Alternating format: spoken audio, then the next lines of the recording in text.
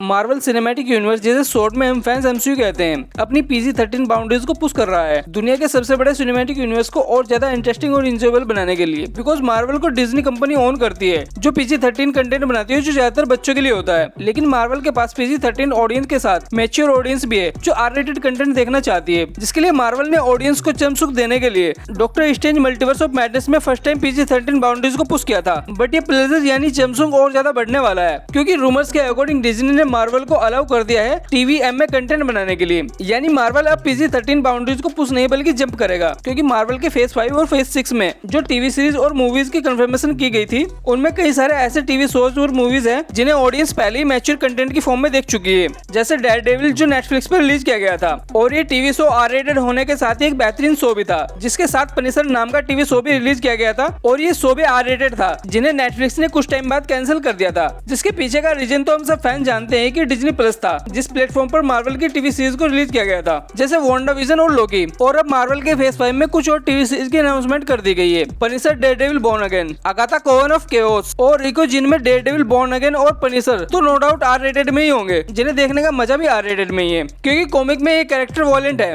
और अगाथा कोवन of chaos, जिसमें रूमर्स के अकॉर्डिंग मेफिस्टो मैन विलन होगा, जो डॉक्टर स्ट्रेंज के ट्रू एनिमी है, जिसके पास डार्क मैजिक जैसी पावर्स है। और मार्वल फैंस तो जानते ही है ये कितना ज्यादा ब्रूटल, वायलेंट और डेमोनिक कैरेक्टर है, जिसे R-रेटेड वर्जन में कौन नहीं देखना चाहेगा। और डेडपूल 3 भी आ रही है, जिसमें ह्यू जैकमैन का वुल्वरीन होगा। और ये दोनों ही कैरेक्टर PG-13 की कैटेगरी में फिट नहीं बैठते, क्योंकि इनका काम है खून खराबा करना, और इन दोनों कैरेक्टर को ट्रू मार्वल फैंस बिल्कुल भी PG-13 में नहीं देखना चाहेंगे। तो ऐसे में MCU और डिज्नी की मजबूरी है डेडपूल 3 को R-रेटेड रखना। और साथ ही इको सीरीज भी आ रही है जो रूमर्स के अकॉर्डिंग केविन फैगी की फेवरेट सीरीज है, जिसके पास photographic reflexes, hand to hand combat जैसी पावर्स है, जो किंगपिन की एडॉप्टेड डॉटर है और डेयरडेविल की सपोर्टिंग कैरेक्टर है। जिस शो की अगर मार्वल को हाइप इंक्रीज करनी है तो मार्वल को इस शो को R-रेटेड ही रखना होगा। और ये तो थी MCU की कुछ टीवी सीरीज, जिसमें एक मूवी भी थी डेडपूल 3। लेकिन अब जिनके बारे में मैं बात करूंगा वो मार्वल के सबसे एक्सपेंसिव सुप्रीम प्रोजेक्ट्स है, जैसे ब्लेड, जिसकी ट्रायलॉजी की लास्ट मूवी 2004 में आई थी। और मुझे नहीं लगता आप लोगों को ब्लेड के बारे में कुछ बताने की जरूरत है, क्योंकि अगर आप MCU के फैन नहीं है तो भी आपने ब्लेड की मूवी जरूर देखी होगी, जिसके सभी कैरेक्टर खूनी है, क्योंकि इसका विलन वैम्पायर है।